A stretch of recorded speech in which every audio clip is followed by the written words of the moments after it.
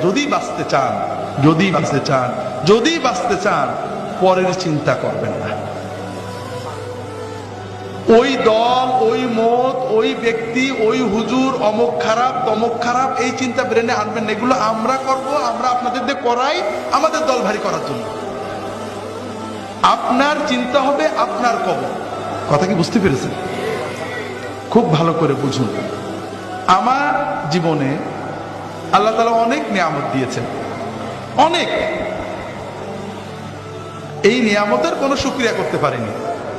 এমনকি আল্লাহর যে ফরজ নামাজ, এটাও মন দিয়ে পড়তে পারি না।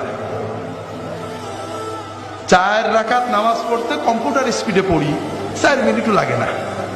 এর ভিতরেও 4000 কথা মনে হয়। আল্লাহ যদি কিয়ামতের দিন বলেন যে তোমার এত নিয়ামত দিছিলাম, 5 মিনিট আমার দিক মন দিয়ে নামাজটা পড়তে পারলেন না, আমি তোমার নামাজ কবুল করলাম না, তুমি দোজখে যাও, আমার কিছু বলার থাকবে? এমন কোন আমল কি আমাদের আছে যে বলতে পারবো আল্লাহ তুমি এটা নিতেই হবে?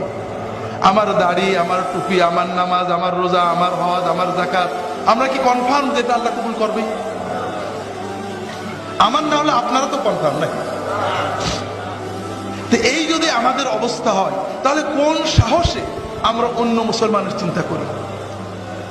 ভাইরা, অন্য মুসলমানের চিন্তা করবেন না। যখন 5 জনে এক জায়গা হবে, নিজেদের কথা চিন্তা করবেন, পরের ভিতর আলোচনা না। ভাই কি অবস্থা? আরে ভাই বলো না, নামাজটা ঠিক করে পড়তাম, মন বসে না, দোয়া করো। ছেলে মেয়েগুলো ভালো করে পালন করতে পারছেন, দোয়া করো।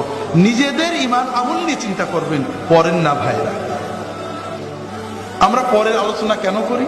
কারণ কবরে গেলে সর্বপ্রথম মুনকার নাকির আমাদের প্রশ্ন করবে যে তোর প্রতিবেশী জামাত ইসলামের দাড়ি ছোট ছিল কে, তোর পড়শি তবলিগের লোকজন কেন বাইরে গেছিল, তোর প্রতিবেশী অমুক পিসেব কেন খারাপ ছিল, ঠিক না?